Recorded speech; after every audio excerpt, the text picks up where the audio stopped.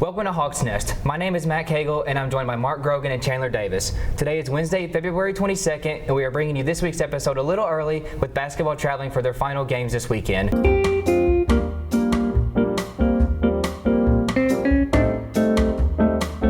And that's exactly what we're going to start with.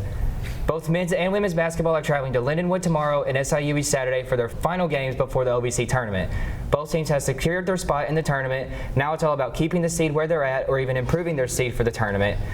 The women's team is riding a 4-game win streak, and if they win both or even one of their games this weekend, they'll be really confident going into the tournament next week.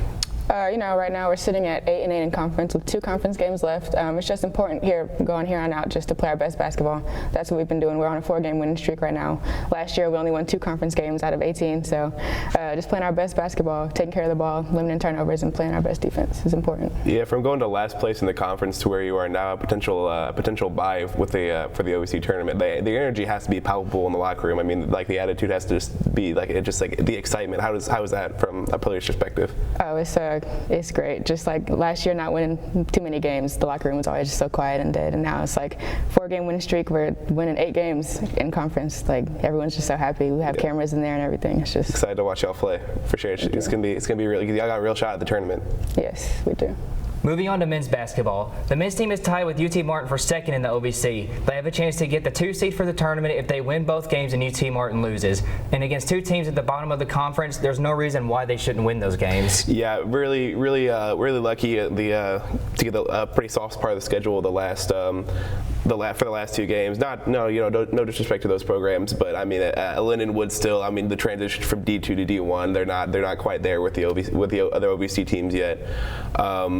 We have a shot at the number 1 seed, but Moorhead plays Eastern Illinois, and I really don't see them losing to Eastern Illinois. To recap, last game against Southern Indiana, I didn't like that matchup going in. I thought Southern Indiana it was going to play out a lot like last time, where we just couldn't defend their perimeter shooting. I mean, they're the best 3-point shooting team in the conference, and we're the worst 3-point defending team in the conference. So didn't like that matchup, but we came in and we did what we needed to do. We shut down their big men, and Chris Harris, like we said last Friday, came into his own. Got that 1,000th point and stepped up and kind of put the team on his back and carried us to a victory. Yeah, and I'm sure that was probably a big burden off his shoulders. I mean, maybe he may not have been thinking about his 1,000th point, but that's always a big milestone like that is always in the back of your mind while you're playing. Yeah, you could tell that it was just kind of like a relief off of his shoulders to get that 1,000th point.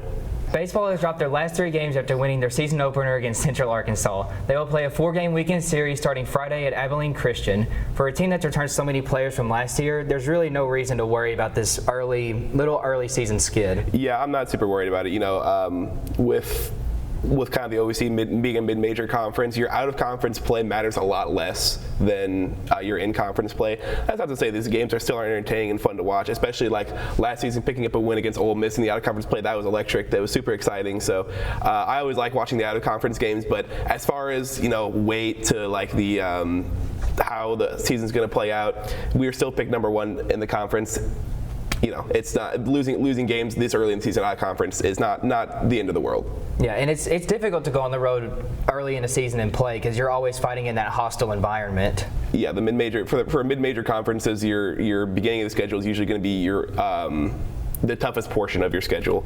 So you're going to see a lot of, we played Middle Tennessee, Central Arkansas. They're bigger programs. We have a few more games in there against like Butler, Arkansas. So a lot of tough competition coming up, but that's the way the schedule is designed. You're designed to play your toughest out of a conference competition first, and then into your easier, hopefully, conference schedule. Yeah, those tougher games in the beginning, those are pretty much to get you ready for conference. Yeah, playing those bigger schools, they definitely help you prepare, learn where your team is, and just learn more about the. Didn't y'all go to Lawrence on your out-of-conference schedule, Kansas? Yes, we had a few Power 5s on our conference schedule. Their first home game will be a week from today against the Evansville Aces. Softball won both games of their doubleheader against the University of St. Louis Billikens on Sunday after losing their first 3 games at Louisiana Tech. This weekend, they will travel to Chattanooga, Tennessee for the Frost Classic. They will play 2 games Friday against UNLV in Chattanooga, 2 games Saturday against Western Michigan and Akron, and 1 game Sunday against UNLV. Again, just like with baseball, they're going on the road early in the season. That's not something easy to do. That's not an easy thing to do. We played. Like I said, it's the same thing with your out of conference schedule. You'd love to see some wins, but not the end of the world if you don't end up picking them up. This team is solid. I like the young talent on this team. We've got to step up the offensive numbers a little bit more from last season if we want to compete for the conference title. But I'm not super worried about it. I think we'll be just fine when we come to conference play. And even with these non-conference opponents, you have a chance to prove yourself in games like these. Yeah, absolutely. It's definitely especially for your younger players, it's definitely like a prove it moment. You know, you can unveil a lot of talent that you maybe didn't even know you had.